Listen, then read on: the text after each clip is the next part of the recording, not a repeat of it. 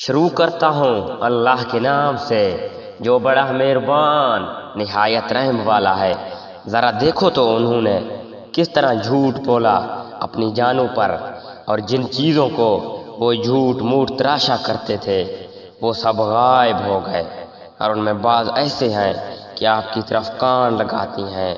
ہم نے ان کے دلوں پر پردہ ڈال رکھا ہے اس سے کہ وہ اس کو سمجھیں، اور ان کے کانوں میں ڈانٹتے رکھی ہے، اور اگر وہ لوگ تمام دلائل کو دیکھ لیں تو بھی ان پر کبھی ایمان نہ لائیں، یہاں تک کہ جب یہ لوگ آپ کے پاس آتے ہیں تو آپ سے خواہ مخواہ جھگڑتے ہیں۔ یہ لوگ جو کافر ہیں یوں کہتے ہیں یہ تو کچھ بھی نہیں، صرف بے سند باتیں ہیں جو پہلوں سے چلی آ رہی ہے۔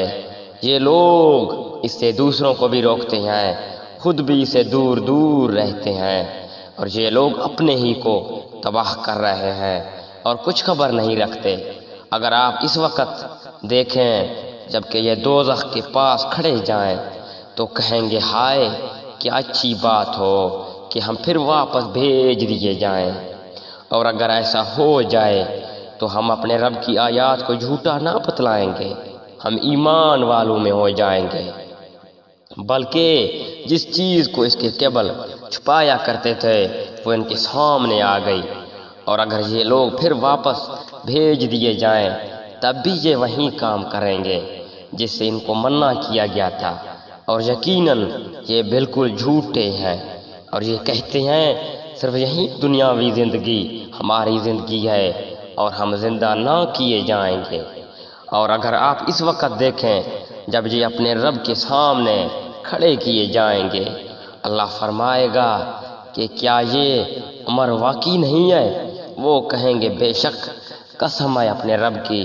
اللہ تعالیٰ فرمائے گا تو اب اپنے کفر کے غوث عذاب چکھو، بے شک سارے میں پڑے وہ لوگ جنہوں نے اللہ سے ملنے کی تکذیب کی، یہاں تک کہ جب وہ معین وقت ان پر آ پہنچے گا کہیں گے ہائے افسوس ہماری کوتاہی پر جو اس کے بارے میں ہوئی، اور حالت ان کی یہ ہوگی کہ وہ اپنے بار اپنی پیٹھوں پر لادے ہوئے ہوں گے۔ خوب سن لو کہ بری ہوگی وہ چیز جس کو وہ لادیں گے، اور دنیاوی زندگی تو کچھ بھی نہیں بج لہو و لہاب کے، اور دار آخرت متقیوں کے لیے بہتر ہے۔ کیا تم سوچتے سمجھتے نہیں ہو؟